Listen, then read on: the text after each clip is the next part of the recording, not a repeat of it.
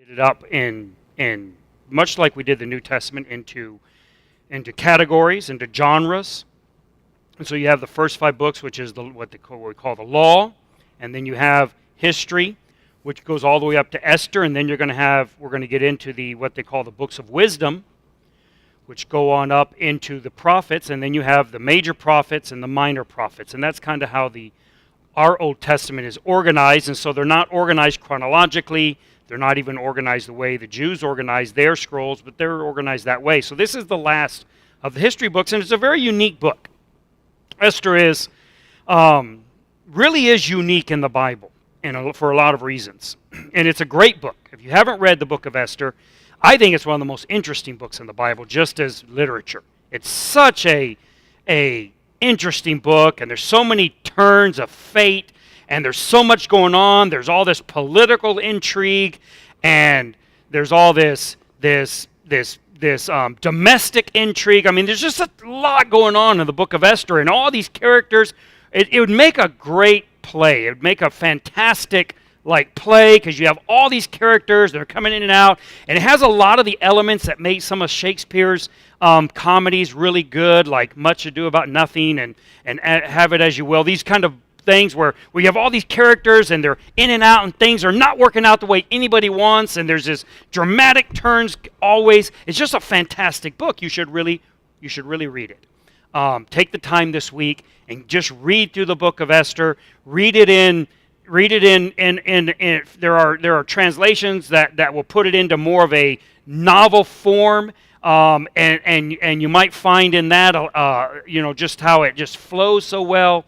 And don't think about it saying, what is God saying? Just read the story. It's a fantastic story, and it's the basis of one of the major Jewish festivities, which is Purim, where they celebrate, to this day, Jews celebrate the story of Esther, and a huge feast that they have. It's actually a 2-day feast that they celebrate every year, and so it's still a relevant book in many ways to many people today. And so it's where Jews get together and they exchange gifts, and it's kind of like a proto-Christmas type of a festivity, all the way back to this time when Mordecai instituted that feast.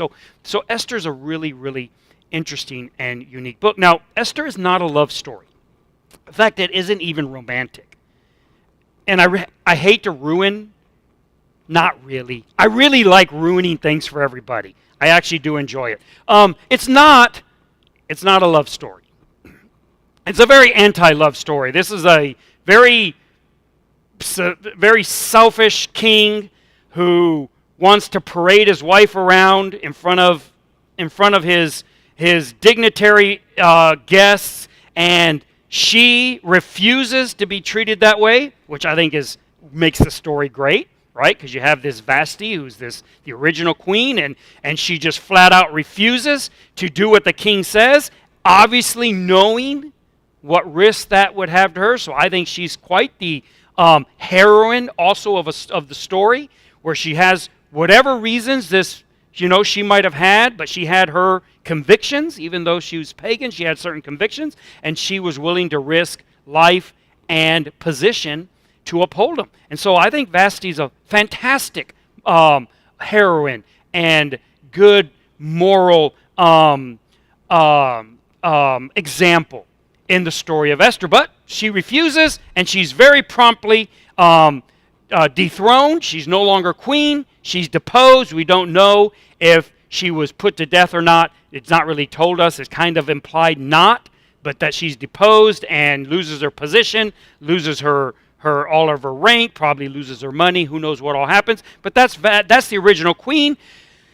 Now, it wasn't that. Some people, I've read commentaries and they say, that celibacy was not the king's forte.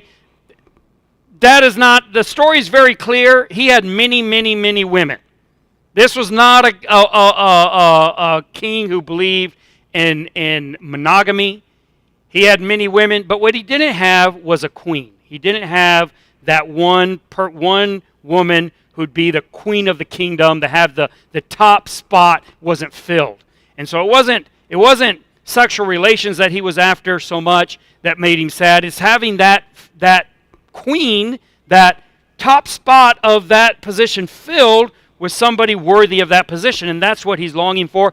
And his counselors, they give him a way of solving this problem that really excited him, and that was, let's have a beauty contest and a talent contest. Kind of this is, again, just like you have a proto-Christmas and Easter, you have a proto-Miss America. Only she was proto-Miss Persia. She's the Miss Persia contest. We're going to get all the best looking, most talented, women in the kingdom, and we're going to bring them in. We're going to have this beauty contest, and then the winner gets to be queen. And Esther is entered into the contest.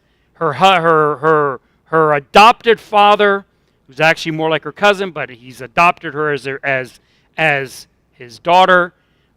He's already very influential in court, so she has somewhat of some advantage perhaps. But she comes into the court. She comes into the contest, I'm saying, and she wins it. And we all pretty much know that story, but she wins the contest. She's made queen, and she's a Jew. And so now the Jews occupy perhaps the second most important position in the kingdom of Persia, which at that time is the world power. They're the ones that had conquered Nebuchadnezzar. Remember, Nebuchadnezzar is the king of Babylon who had gone in and captured Jerusalem and hauled out the exiles, including Daniel and Meshach, Shadrach, Abednego, and all the others, Ezra, Nehemiah. That's all happened under Nebuchadnezzar. But shortly after that, not long after Nebuchadnezzar does that, the Medes and the Persians made an alliance, and they conquered Babylon. And they've exchanged who gets to rule this allied kingdom back and forth. Well, now it's the king of who we call Xerxes, who's a Persian king. And so Persia is the world power at this time. And a Jewish woman, Esther, which is her pagan name, she is now the queen of this world power and has tremendous influence in the kingdom, as we see in this story, right? She doesn't think she has tremendous influence at first, because when it comes time for her to step up and use some of her political capital to help her people, well, she doesn't think she has it in her. She doesn't think she can actually do anything. And her adopted father, Mordecai, presses her to do it. And so she does. And come to find out, right, she had tremendous influence in that kingdom. Massive amount of influence in that kingdom. And in the story, then, we also have her adopted father figure, Mordecai. And Mordecai has, and this is where Esther's so interesting, right? Because there's all these things going on. So Mordecai has found out about this plot. Independent of the beauty contest and everything else going on, Mordecai, at some point in the past, had discovered, had overheard, had come upon a sinister plot to kill the king. And so Mordecai gets the word to the king's bodyguards that this plot is afoot. And of course, it's immediately put in. They capture all the conspirators. They put them all to death. And then it gets forgotten. It just gets forgotten. It just, because, how many death threats must this king be dealing with if one of them can just be forgotten? Look, these kings, they may have been real rich and had tremendous power, but they were in constant threat. Their lives were constantly at threat. Just to give you just a sample of how this worked, in the Roman Empire, over a period of less than 100 years, they had almost a dozen emperors because they all killed each other. If you read the story, even more recent history of Mexico. So Mexico got their freedom from Spain, and then they went out about killing each other for over 100 years. And not all, but most of the heroes of Mexico killed the other heroes of Mexico. They all were fighting each other. And so these are, the Mexicans are saying, no, it's true. It's true. That's the story of power. And that's why you should be very thankful that, you can go down to the store and you don't need armed guards because there's crazy people out there trying to kill you. Anyways, they uncover this plot and it gets forgotten. And just at the right moment, the mortal enemy of the Jews and of Mordecai himself. I mean, we're on the eve of a sinister plot to destroy Mordecai, to hang him from the highest gallows in the land. And the night before, the king can't sleep. He's tossing and turning. And so finally he says, bring me something boring to read. And so they bring him his own journal, his own diary. They said, this will put you to sleep. The scribe who transcribed it says, trust me, there is no better cure for insomnia. This isn't in the text. I'm embellishing. For those who are like, that's not King James. No, it's not. It's not. That's just me. Okay. But they bring him in and they start reading him back his journals, his diaries, his chronicles. And they come across this story. And the king says, was anything ever done to thank this person, to honor them for this service? And they go, no, nothing was ever done. He says, in the morning, I want Haman here. Haman is the one who's sworn to hang Mordecai from the gallows because Mordecai won't kneel down and honor him. Being a Jew, he refuses to do this. And Haman is full of himself and wants to be honored by everyone. And it is not enough that the entire nation does it. If there's a single person who doesn't love him, he can't abide by that. So in the morning, Haman comes in. The king says, how should I honor the person most worthy of honor? Of course, Haman's thinking, me? Moi? You shouldn't. So Haman comes up with the greatest honor. Put your clothes on him. Put your crown on him. Dress him up as if he were king. There are scholars who believe that Haman was actually the unknown ringleader of the previous conspiracy to kill the king. There are scholars, because of other literature, believe that that might be the case. Anyways, Haman says, dress him up as king and parade him through the entire city and have someone very important lead him and say, this is how the king honors the person in whom he delights. And the king says, by golly, that's a great idea. I knew it was a good idea to talk to you. You always have great ideas. I want you to go and do all of that. Just like that. To Mordecai, your mortal enemy. Well, the king didn't know this, but to your mortal enemy. And here's Haman. Can you imagine the taste of humble pie?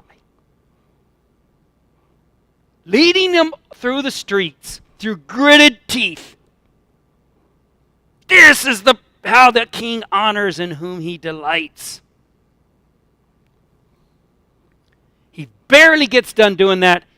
He gets home to wash the stench of it off of him.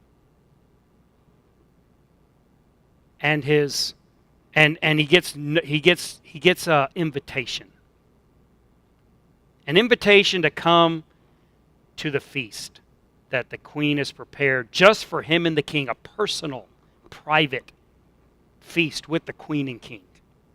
And he thinks, my fate has turned. Things are looking up for the Haman family. Now his wife tells him, this is not going well for you. She prophesies. buddy, you're in big trouble. But he goes. And the reason he's there for the feast is because he was not satisfied with killing Mordecai for his insolence. He wants to wipe out the entire Jewish race. Destroy them all. And he has big plans. In fact, he's gotten the king to sign off on it already. The king has already issued an edict that all the Jews and the entire kingdom, not just the city, the entire kingdom, everywhere the Persians have control, which is this massive area of land. It basically is all the Jews live in Persia. They're all to be wiped out, exterminated on a single day. It's the first real pogrom, the first real genocide. And he has it all planned. What he doesn't know is that Esther is a Jew. The queen is a Jew. So he goes to the feast thinking, all right, I did this horrible thing.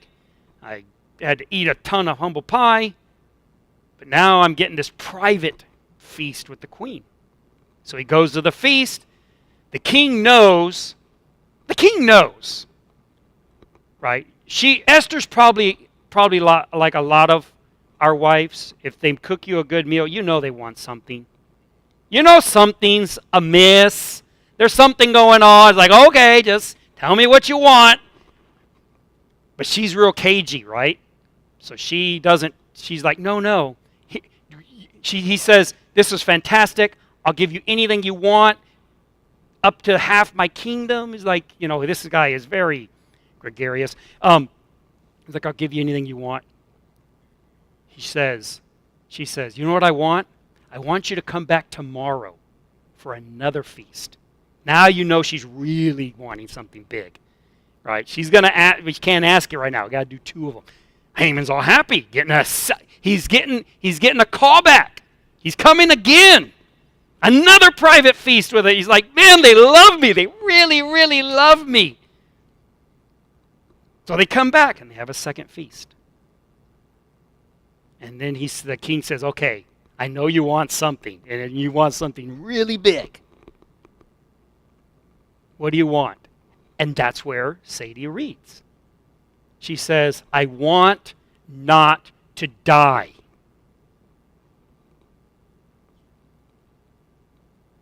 And I want my family not to die. And the king says, I don't understand. Who's trying to kill you? That evil Haman. Oh, can you imagine the blood draining from Haman's face? The cold, pale sweat coming down on him. Oh no. Oh no, with the turkey leg in his hand.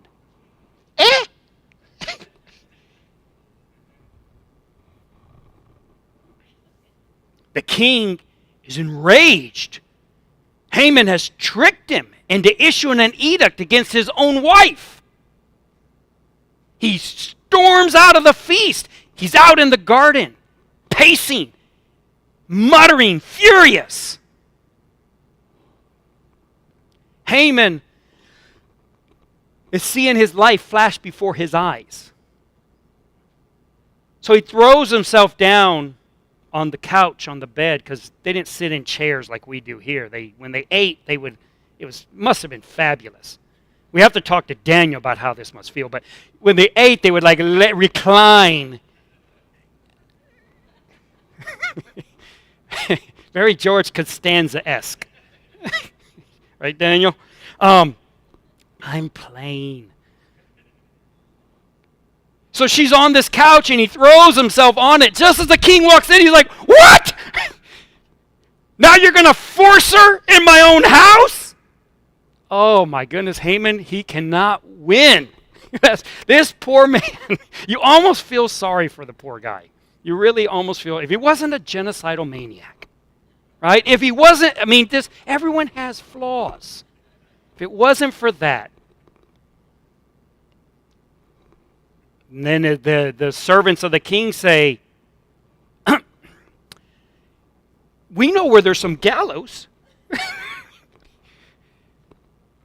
They're not far. They're right outside his house. And boom, they hang him from his own gallows, hoisted by his own petard. Just this amazing story. And it continues. Great story. Great story. What is Esther about? Well, it's a very unique book. It's unique, and this has been, we're not going to dwell on this, because if you read anything about Esther, they'll all point it out. God is never mentioned in it. It's a very unique book in the Bible. All the other books in the Bible, almost all of them, are very religious. They're all mention God, and most of them are very religious. It's a constant prayer in the Bible. They're constantly praying. They're talking with God. They're talking about God. All the other books of the Bible, very religious. Some scholars have called Esther an entirely profane, meaning non-religious. Profane doesn't mean bad, it means non-religious. An entirely non-religious history. Another scholar calls it nationalism with complete indifference to God. And that's probably pretty spot on to how Esther is. If you read it, there's no mention of God. They don't pray to God. They don't ask of God. There's no mention that God did this, that God saved them. None at all. It's a very secular book. And so that makes Esther incredibly unique. And so what is Esther about? When you read Esther, and we're trying to put these books into how they fit into the story of the Bible, where does Esther fit in the story of the Bible? This is where it fits. Esther happens basically concurrently or in parallel with Ezra, Nehemiah's time. That period. It's not exactly perfect where we can place it, but it's in that time. So the Jews have been hauled off. They're in exile. They've been taken over by the Persians, so now they're Persian subjects instead of Babylonian subjects, right? And they're in the Persian court. But Ezra, Nehemiah, and Zerubbabel have already gone back to Jerusalem and have led this small cadre of exiles back to the land. And so that's the big story of the Bible, is back to the land. And that's the story that picks up in the New Testament. The Jews that are living in Jerusalem. Jesus is one of these. He's one of these. He's a descendant of these, of Zerubbabel and of his lineages that have gone back to Jerusalem. And he's one of the ones that are back in the land. And it's easy for us to read the Bible, to read it in the same way we read and think about pretty much everything else, that we think, well, that's the bulk of the story, right? That's where it's all happening. It's all in Jerusalem. That's where all the Jews were. Actually, no. The Jews have never truly returned from exile. I don't know if you realize this, even to this day. I know that Israel as a nation exists, but it's a very small percentage of the total number of Jews in the world. The majority of Jews have not returned to Israel. From when? All the way back from the time of Nebuchadnezzar. They've been exiled. The exile is still ongoing for the Jewish people. So Esther is the story about all the rest of the Jews. Ezra and Nehemiah, the story that we often think of as the central story, because of its connection to the land, and then Jesus coming out of those people that went back to Jerusalem. We think of that as the main story, and in a what we might call a soteriological sense, in a salvation sense. Yes, that's true. That's the main thrust of the Jewish story, but it's not the main story in the sense demographically. There's a tremendous amount of Jews who did not return with Ezra and Nehemiah. And Esther is their story. What are they doing? They're not trying to get out. In fact, there's some disagreement, antagonism between the Jews that went back to Jerusalem with Ezra, Nehemiah, and Zerubbabel with the ones who did not, because they weren't trying to go back. They didn't want to go back. They had decided that their life in Persia was good enough. And they did not want to go live in the bushes in Jerusalem. They had jobs, they had families, they had careers, they had responsibilities. Many of them were very important in the kingdom, such as Mordecai and Daniel. These people were not, Mordecai was not saying, well, we're just trying to get away. They weren't trying to undermine the Persian kingdom. They were trying to save the Persian king. When Mordecai found out about this plot to kill the king, he didn't go, well, great, we're finally going to get rid of that tyrant. They saw themselves as Persian citizens in a sense. The way, it wasn't exactly citizenship, but it's close enough for how we would look at it. I want you to, this has not changed. Think about all the Jews, for instance, who live in America. The vast majority of them do not think of themselves as Israeli citizens, but as Americans. Even though they might strongly identify as a Jewish person religiously. Give you an example. Dennis Prager strongly identifies himself as religiously Jewish, but totally American. This is exactly how these Jews in exile in the Persian kingdom saw themselves. They saw themselves as being Persians with loyalty to that Persian court and the Persian government and the Persian way of life. And they weren't looking to go back to Jerusalem. They didn't see that as being necessary or even very wise. Now, whether they were right or wrong is beside the point. The point is that not only was the majority of them of that persuasion, but Esther is also relevant to our day because it continues to be the persuasion of the majority of Jews.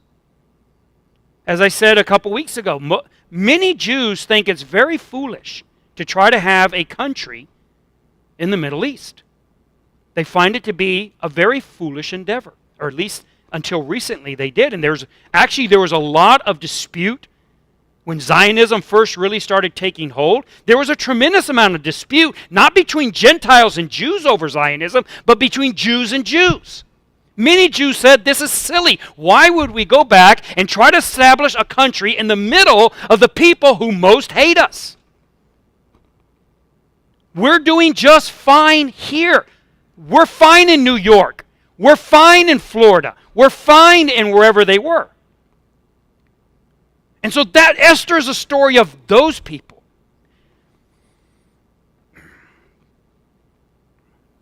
Another thing that Esther gives us it shows us, it gives us a tangible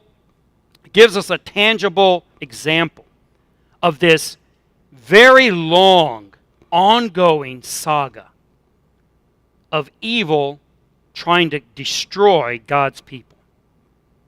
This is a very, very long thing.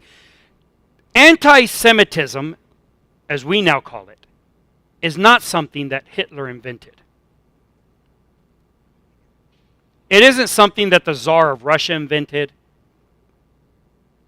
It's not even something that Haman invented. This goes all the way back. And I mean all the way back.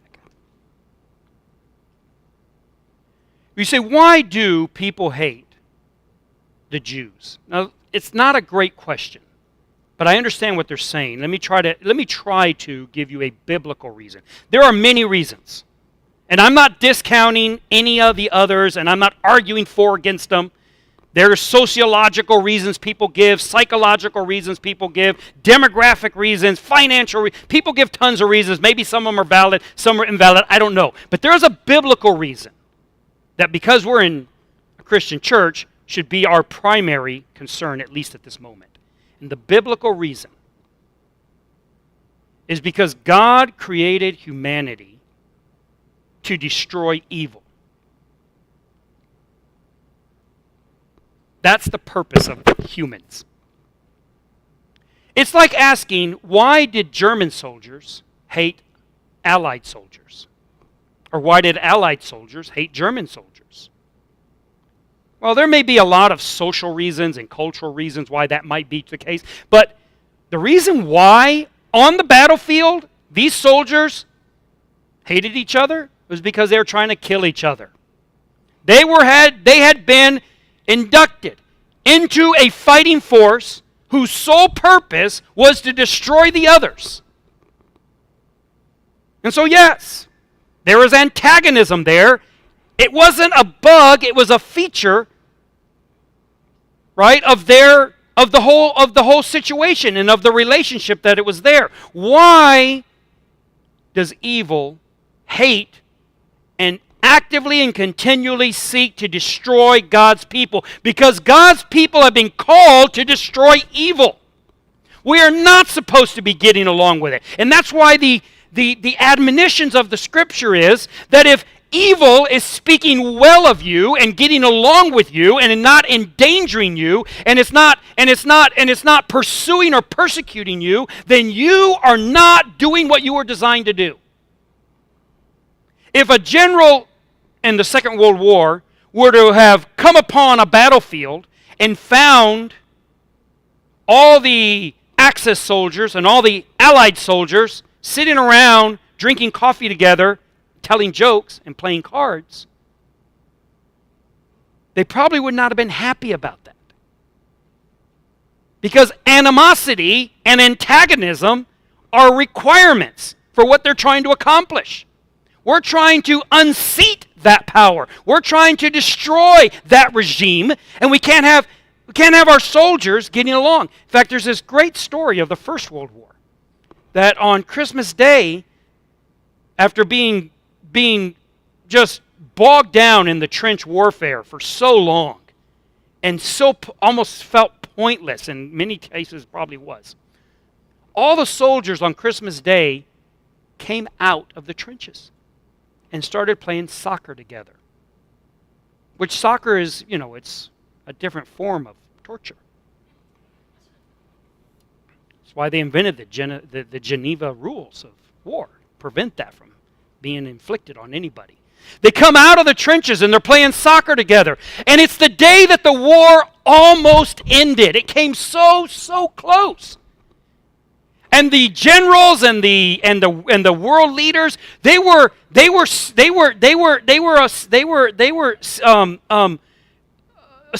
just like scattering, trying to figure out what are we going to do? We got to restart the war.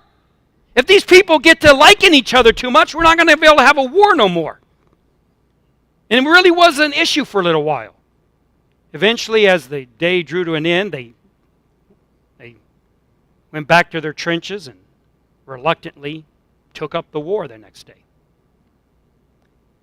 Why is evil trying to destroy, in this case, the Jewish people?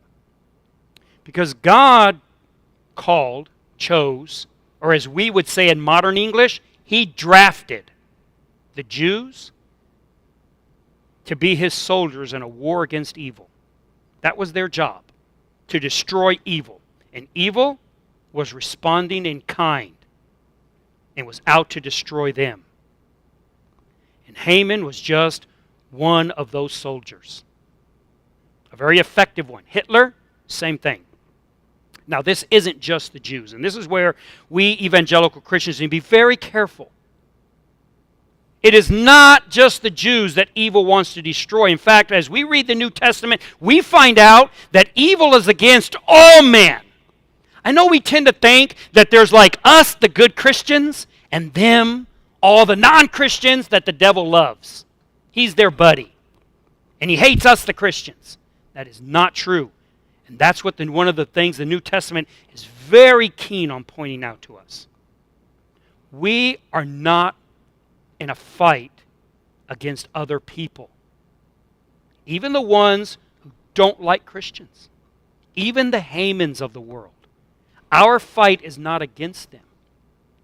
There is something far more sinister behind this antagonism than even a Hitler or a Haman or a czar. And the New Testament tells us that we should be praying for all men, that they might be granted the ability to see the truth and be saved, rescued from the oppression that evil, Satan, has put on them. Even the ones that are resisting us, even the ones that might be persecuting our brethren, they are not the source of that persecution. They are also subject and enslaved to the whim of evil. And our objective is to undo and destroy evil itself. not evildoers. We must understand the difference. And Esther makes a really good case and point of this.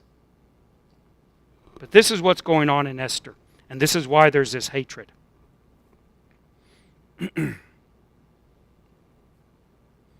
There's something else I want to get to very quickly. Now that many of us have perhaps got mission conference on our mind. Oak Knoll's having theirs, and it's a time a lot of us who have been involved in that or are involved in that often think of missions and being in the mission field. Esther's a good book to think about. It's the book about those who didn't go. They're not Ezra, they're not Nehemiah, they're not going off and doing something exciting in a distant place. These are the people who are just putting their head down, doing their jobs, being responsible, being good citizens, trying to live their life every day. Esther is their story. It's a story of all of us who aren't missionaries. And it's a good story too. There's not an antagonism between these two stories. They're both great stories. And we find out through Esther that God is not just doing things through the heroes of Ezra, Nehemiah, and Zerubbabel. He is working through them and doing incredible things over there.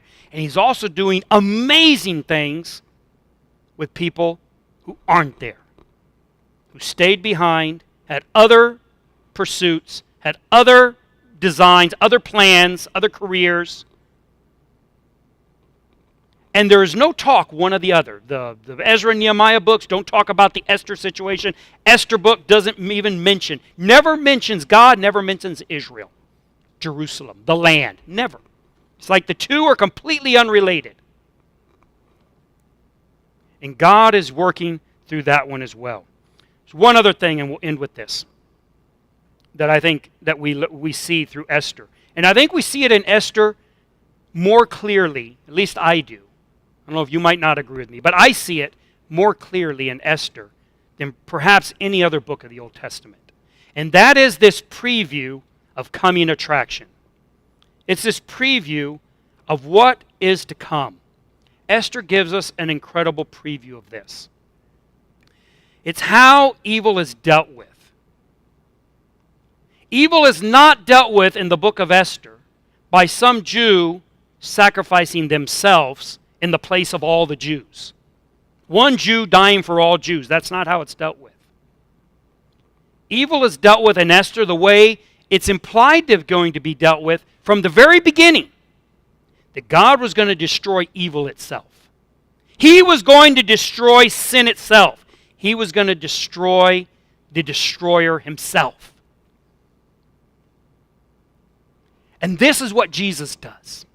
Jesus comes as the champion in the form, in the tradition of the sacrifices, in the tradition of Mordecai and Esther and the Jews that took part of this liberation. He comes in that tradition. Jesus doesn't come with the objective of dying. He comes with the objective of putting to death itself.